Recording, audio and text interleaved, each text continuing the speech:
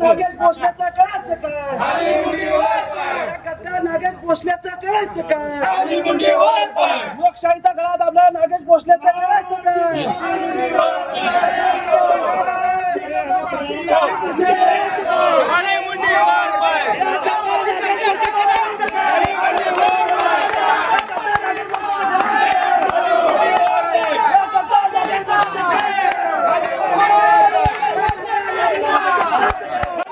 सोलापूर विधान परिषद निवडणुकीच्या उमेदवारी अर्जाच्या छाननीच्या दिवशी आज राजकीय वातावरण कमालीचे तापले. छाननी प्रक्रिया सुरू असतानाच काँग्रेस आणि भाजपचे कार्यकर्ते आमने सामने आल्याने निवडणूक कार्यालय परिसरात प्रचंड तणाव निर्माण झाला. दोन्ही पक्षांच्या कार्यकर्त्यांनी एकमेकांविरोधात जोरदार घोषणाबाजी केल्याने काही काळ परिस्थिती नियंत्रणाबाहेर गेली होती. काँग्रेसचे उमेदवार आदित्य फत्तेपूरकर यांच्या उमेदवारी अर्जावरून हा संपूर्ण वाद उद्भवला आहे. फत्तेपूरकर यांचे सूचक असलेले पंढरपूरचे नगरसेवक नागेश भोसले यांची अर्जावरील सही खोटी असल्याचा आक्षेप घेण्यात आला आहे.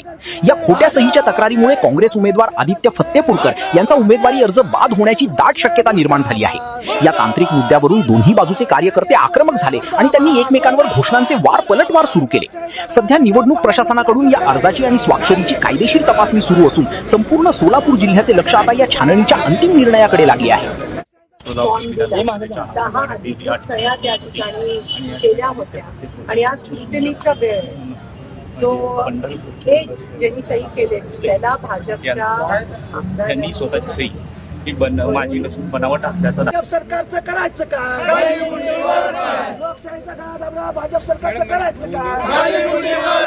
नागेश भोसले मुर्दाबाद, मुर्दाबाद, मुर्दाबाद. नागेश भोसले गद्दार आहे, गद्दार आहे, गद्दार आहे. बहुमत असून पण भाजप कांग्रेस से डरती है, डरती है. बहुमत रहकर भी डरती है. बीजेपी